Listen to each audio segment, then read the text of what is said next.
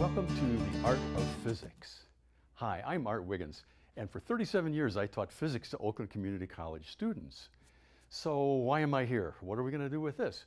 Well, I'm going to mix together some things. We're going to do physics in action, we're going to have some cool people, and we're going to have some fun. And we're going to mix this all together and present it to you viewers.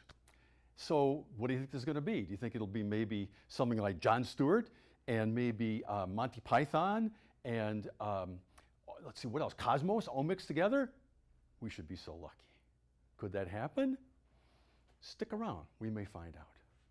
But let's start off with our top of our game. We're going to introduce you to a fellow who teaches physics at Oakland Community College now and has been teaching there for 24 years. I taught there for 37, he's at 24 and counting. So he's terrific, and let's go meet him. Hi, Dave. Hi, Art. So, what are we going to talk about today, Dave?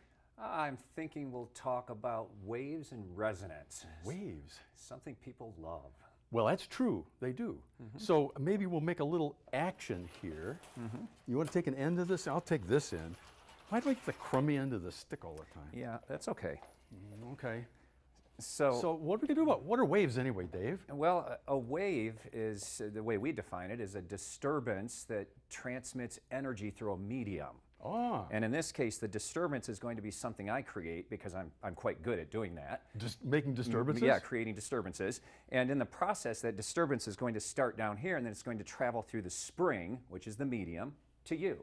Okay. And so somehow what I do down here gets to you and affects you. So you mean I'm just going to be affected by this? you're going to be affected by it in wonderful ways. Okay. By the way, your job for this entire demonstration is to be a fixed boundary. You don't move. Nothing moves. It's at good all. to be fixed. Okay, so here we go. You're a fixed boundary. Okay. I'm going to disturb the spring and we'll see what happens. There. Whoa. I disturbed it, and that disturbance I created traveled down the spring to you. Boy, sure did. What we really need to keep an eye on is what happens to you. So let's watch what happens to you when that disturbance gets there. Okay, I'll Here hold on goes. tight. Yes, be a fixed boundary. Yes. Ah. Yeah, that thing gets to you, and every time it does, your shirt moves, your arms move, your hands move. You're supposed to be a fixed boundary, but you're not very good I'm at it. trying. Yeah, well, one more time. Try a little harder. Okay. Yeah. Now, Better? it wins, you lose. Anyway, what we're going to do now is we're going to take that same disturbance, but we're going to watch what happens to the disturbance when it gets to you. So we're not really paying any attention to you now, we're watching the disturbance. And the way I'll do this is I'll create a wave that just looks like a little hump in the spring, a crest in the spring. But let's Okay. watch what happens when it gets to you. Okay. Here we go. Oh, So I think what happened is that crest turned upside down and became a trough, it did. like horses drink I didn't out do of. a thing. No, you didn't, but it did. So here we go, another crest that inverts into a trough. Oh, pretty good. could you see that? Did you see that? So at this point, what I'm going to do is just kind of create a whole lot of disturbances down here and let them do their thing. So a few disturbances. There we go. Shaky. Yes, and of course all of those disturbances that I created ran down the spring, got to you, came back to me, and the spring just got totally disturbed everywhere, and we saw that crazy but definitely fun pattern. Wow. But if I create those disturbances in a very special way that's determined by the spring, so I have to sort of feel the spring, I have to listen to it. If I create those disturbances in that special way, the spring may respond in a very special way. So here we go. You're not doing much. No, I'm not doing much, but the spring is liking what I'm doing. Oh, it likes it. So with very little motion out of me, we can create a very large disturbance in the spring. You're going to hit the ground. Yeah. Love it. And what we've done here is we have put this spring into what we call a state of resonance. Oh, yeah. The spring right now is very happy to be doing what it's doing. The Sure. thing that we're looking at is called a standing wave, and this is resonance. This is no different than a piano string that resonates with a certain note, no different than a guitar string, Wow. no different than blowing into a Coke bottle and getting that nice hum out of the Coke bottle. That's Yeah. what we're doing. Cool. So this happens to be one form of resonance for this spring, but what we can do is create another form of resonance. We often call this the second resonant position or the second harmonic in this spring. Here we go, second resonance. Wait a minute, how's it doing that? There's a spot in the middle. It's not going anyplace. Yeah. And You can almost grab it. do you know what that's called? Let me ask that again. Do you know what that's called? No, I knowed it. N-O-D-E, node. Yes, it's a node. It's a node. So we have a point in the middle that's not moving, even though our spring is trying to fall to the side. We have a point in the middle that's not moving, and we have the left and the right sides that are showing all of the energy that are becoming crests and then troughs. So Dave, then you're making a crest there. It comes back as a trough, and you're making another crest. Yes, except when that trough comes back, it's timed perfectly with the trough that I'm creating. So now we have two troughs.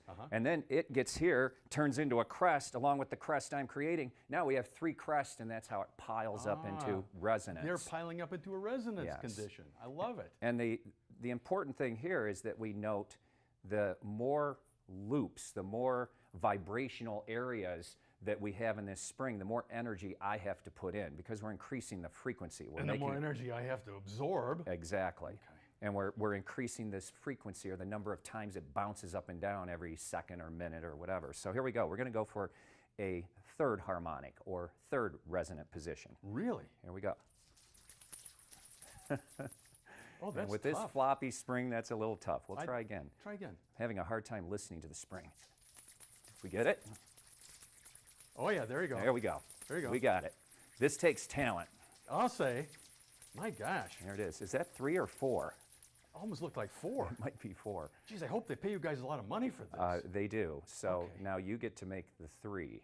I can do a 3? I did 4. You do 3. I'll be the fixed boundary. You're a fixed boundary now? Yes, I am. Okay. Go for 3. Here comes 3. Ready, set. What? I think it was 4. I I lost don't part of think the 3 spring. wants to happen. But that is resonance. Boy. And what a wonderful thing. This spring loves to be in resonance. And when it is, feels perfect to us at both ends of it. It does. It's doing what it wants to do, and no complaints from us, no complaints from it. Is that about the way that when you push a kid on a swing, you just give them a little push, and before long they're going way high? If you just give them a little push each all it takes time, is a little. yeah, exactly. Whoa. And there's a certain timing there that no matter what you do, that kid on that swing's still going to swing back and forth with the same timing. Oh, wow. The amount of time between swings will be the same every time. I bet there's formulas for all this, but I don't think Dave is going to tell you what they are. I'd love to, but I think we have time restrictions. Right. Okay. So Well, that's good. That's resonance. Wow. That's resonance.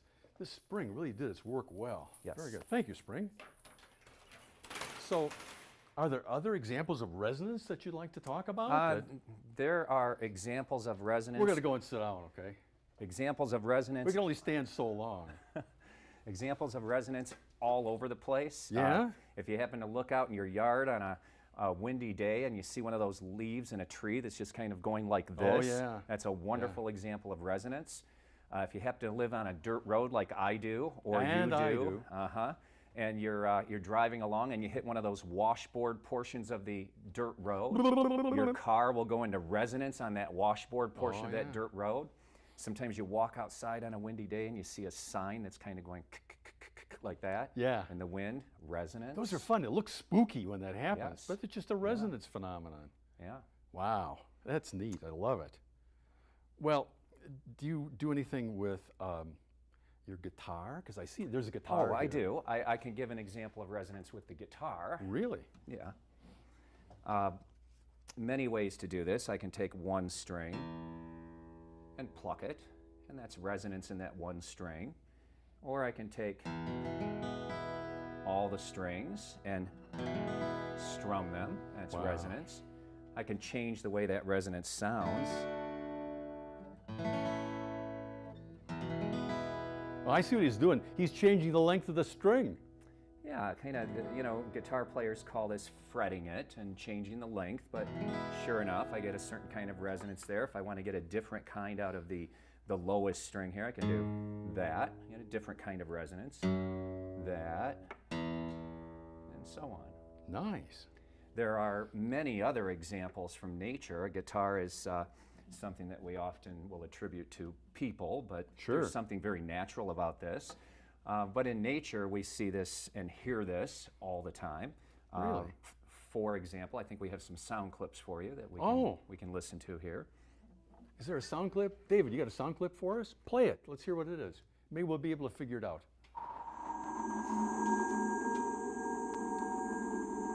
So this is a clip that was put together over about 30 years. Whoa. Where they just recorded radio emissions from the sun. And as they recorded those radio emissions that have to do with how the sun operates on the inside, they noticed that there was some resonance in that. So over a 30-year period, you hear these ups and downs in what goes on inside the sun, as if the sun is resonating like this, and we're listening to it. Another wonderful example is this one. This is a great blue whale. And a great blue whale is one of those things that is known to make one of the loudest sounds in nature. That sounds really loud. Yeah, I think it's 188 decibels when you're close enough to the whale. 120 is enough to cause great pain, so you don't want to be near a great blue whale when it does that. Wow. Resonance. Wow. That's really powerful. I'm amazed at that. Any others from nature? I think we can pull up another one here.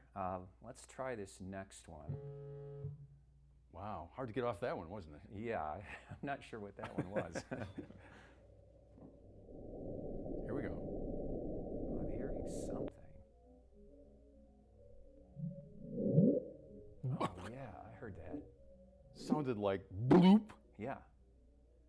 I think that's what they call it. I think they call that the bloop.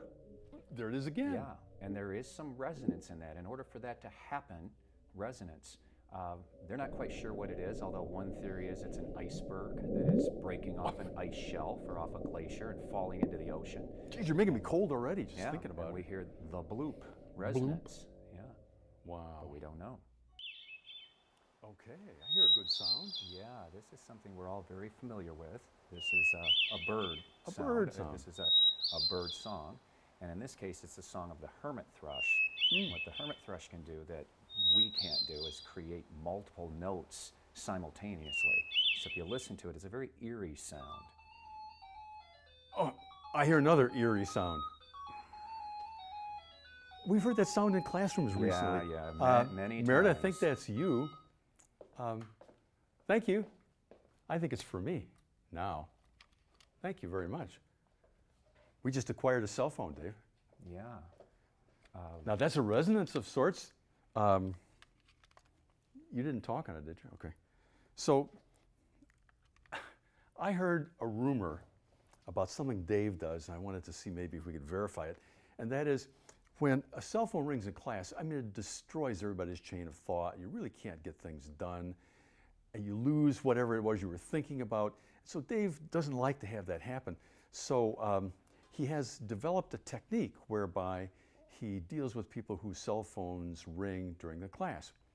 And usually he does it because there's something else that he wants to talk about besides that, and that is Dave wants to submit this phone to a test. And the test is, what is the test again? The test is whether the phone is going to sink or float. It's usually near the end of the semester, and we're working on things like buoyancy and stuff. And so we're just kind of curious what kinds of things sink and what kinds of things float. And so we like to submit the phone for testing. Sink or float? And so we use a phone that someone has well, yeah, because obviously volunteered. it's out of order because it's ringing at the wrong time. Right, right. So they volunteered it because it rang, and that was the signal. So you've had experience with this. You know usually whether things are going to... Yes. So what do you think, sink or float? Well, it's about 50-50. About half of them will float and half of them will sink, although they usually all sink if you give them enough time. But I don't know. That one looks like it's probably a floater. It could be a sinker, but it looks like it's going to want to float. Meredith, do you want it to sink or float? I want it to float. It's better for the phone if it does. You'll be able to use it again. Yeah, you may have to use it in the microwave, though. Well, so the way we always do this in physics is you don't just talk about things in an idea kind of a sense, but you actually then carry out the idea with a test. So we're going to find out, sink or float. Here it goes. You ready? Sink or float? And it's? Yeah, that's a sinker. Yeah. Meredith, I think I sink. Your phone has sunk. And so whoever it was calling you, I don't know if you can get it on caller ID anymore or not, but maybe if you put this into the microwave for a while. I just leave it in the water though, because Okay. I think it actually helps it to leave it in there. Oh, okay. I do. So now it's in the water, and so now that ought to be just about enough. Okay, so much for annoying sounds. Do we have any other sounds that are really good ones? We have some tuning forks, one for you, one for me. I'll give you the hammer. I got the hammer. Tuning forks. You know, strings are nice and they're fun, but the tuning fork actually is something which a lot of musicians use for various reasons. Dave knows a lot about that. He'll tell you about that soon. But in the meantime, I'm going to play what little music I know. Here it is. Pretty good, huh? Can you hear it? Sounds good. So how about yours? What does yours do? I think mine sounds very similar. Oh yeah, that's very similar. Do you have perfect pitch? No. I have a tin ear. I think so. Well, together, neither one of us know what note this actually is. That's true. But there's a way of finding out, isn't there? There's a way of finding out something about what note this is. Yeah, and that is whether it's the same as the other. Correct. So Ah. I think what we'll do is see if this note isn't similar to that note. And the way we'll do this is I'll just place this tuning fork here. I'll hand the hammer back to you. All right. And what we're going to do is have you strike that one, and we'll just let this one sit here, and then when that one's really ringing loudly, let's just stop it. Just grab it and stop it. So is this kind of like when we're making waves at one end of the string and then something happens at the other end, do you think? Maybe it's... Very similar. Got, yes. Okay, let's try it and see. Sounds pretty good. Now if I just... Wait, it didn't stop. Did you hear it stop? Yeah. Let's try Let's again. that again. Yeah, because it's pretty low. Ooh. Did you hear that one? What you hear is this one, and I can stop that. Oh, wow. Sympathetic vibration. Sympathetic vibration. These So two have the same resonant mode or resonant frequency, and once we start one resonating, the sound waves carry that energy, some of that energy to this, and it goes into resonance because that's what it wants to do. so the energy goes right through the air. It goes right through the air. Not Wow. all of it, but But enough. enough of it, yes. Wow. A significant amount of it. Wow. So there's a lot of different resonances. There's actually some resonances of a way deeper nature that Dave is going to reveal to you now. Do we have some other Well, we'll put these back. resonances that you'd like to talk about? So I'm going to pick up this guitar again, Ah, and we'll talk a little bit about resonance on the guitar. So I've already demonstrated that, and that. But we're going to isolate one string of the guitar. So I'm going to work with the lowest string here, what they sometimes call the bottom string. And it happens to be tuned to an E note. But what we're going to do is listen to this string in different resonance modes. So if I pluck this string in the middle, like that, well, if I pluck the string when the entire string is allowed to resonate, like so, what that string is doing is simply resonating like a jump rope, like our first resonant mode here, where we were just going up and down with one big loop.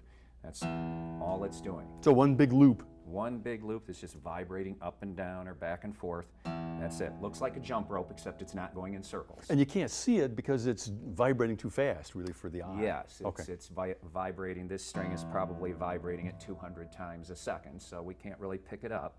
Looks a little fuzzy if you Yep, get a close it enough does. look at it. What I'm going to do now is force a harmonic on this thing in a sense. I'm going to force this string to be still right at its center. And if I do that, it creates a harmonic. That's odd. It sounded like the other one, sort of.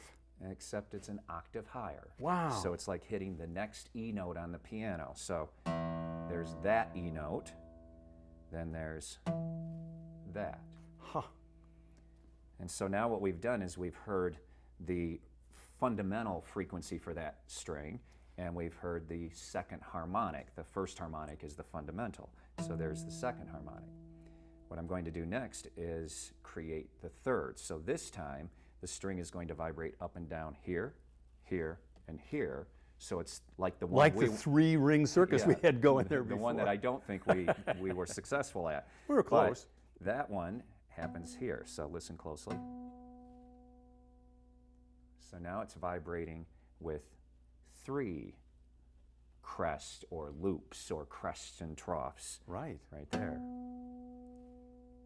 Nice. And now I'm going to force it to vibrate in 4 places, which we were successful at with the spring. Notice how each harmonic is higher than the one before. But it's somehow similar. I mean, the mind picks that up. Interesting. Yeah, those 4 harmonics go together very well. I can force 5. It wants to. Just hear it. That's a little tough. It's because my finger's so fat. But there it is. Wow. You may recall the 3, which is there. I can also force that 3 here. Oh. Because what I'm doing is hitting the other node, the place where the string is not moving, the place where the spring was not moving. Oh, so that's like you're grabbing that spot. Exactly. We're forcing that. So we have this, and I can do the same thing there. Wow, that's amazing. So what we have is these resonant modes for this string, and it's what it does naturally, but if I just do that, what we hear for the most part is the entire string going up and down. Wow. And then I can force this, and then this, and then that. I love it. Well, Dave, you know, you're a great professor, and I know that, and I think everybody else knows that too, but I do a little something that tries to figure out who my guests are. So I have a feature called Google You. And so what I've done is I put you into Google. And what do you think it came up with? If you're ready for this, ratemyprofessor.com. And ratemyprofessors.com says that you are a 4.8 out of 5. And Wow. That is terrific. That is just amazing. But if you look down the way and it says difficulty of material, it says 3.2. So Dave, my first question for you is, physics has a degree of difficulty which is fairly significant. So then, what in the world ever lured you into physics to start with? A desire when I was growing up to try to understand everything, and while I was in school I just started looking at where I needed to go to understand everything, and physics seemed to be the place to go. And a little bit of an intrinsic desire or appreciation for math, and that helped. You know, I liked adding and subtracting and multiplying, so. That does help, doesn't it? Yes. Yeah. Jeepers. Well, I'm glad that you did it because it worked out very well for a lot of too. people, including the people at OCC. So what kind of goals do you have in teaching, do you think, that are significant? When I walk into the classroom for the first time, my goal is to give those students something that they can take with them, an appreciation for the world around them that they didn't come in with, a love of many things that perhaps they didn't know existed or didn't know what they were, and something that will serve them in wonderful ways when they move on beyond education and continue pursuing their goals.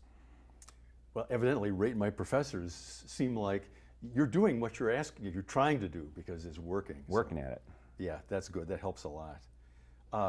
Dave, the other thing that you do besides being a musician and a teacher and an athlete, I know about that too because we play some tennis together once in a while. Mm-hmm. And the other thing that you do is that you're a reader. And I wanted you to share with the audience your all-time favorite books, because I know you got them. I've read many books over many years, but my all-time favorite has to be Lord of the Rings. And of course, that's 3 books or 6 books, depending on how you look at it. And I've read Lord of the Rings a few times. And so I'd have to say that that's my favorite, and if you want my first, second, third, fourth, fifth, and sixth favorites, I'd still say Lord of the Rings. And 21 times through it, 21 times having read it, I think I have the right to declare that's my favorite. I think he knows it forwards and backwards, Yeah. which really helps. Well, Now, among your other songs that you have written over many years, it would be really nice if you could play us a song. Would you be willing to play a song for us? I would be willing to play a song. And then end this up here because we've had a great time talking to you, and I want to thank all you viewers for watching the Art of Physics show. And Dave has done such a nice job. Next time, we'll have even more things for you to see. But in the meantime, enjoy. I'm Art Wiggins, and here we go with some Dave Stoddard.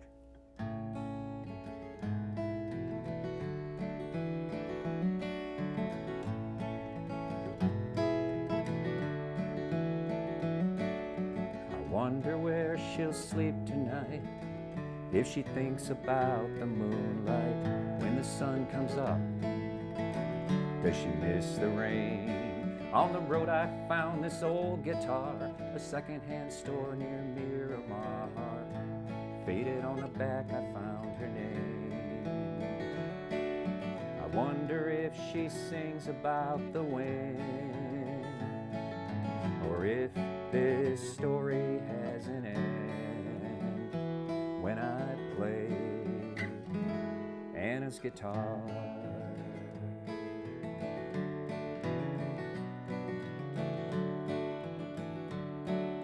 I think about the way she held her guitar and how it felt. Could it be the same for me? I've played this guitar for many years, made up songs no one hears. Someday I hope we meet. I wonder if she sings about the wind, or if this story has an end. Can you tell me, does she sing for her friends, or if her story ever ends when I play Anna's guitar, when I sing about Anna's guitar?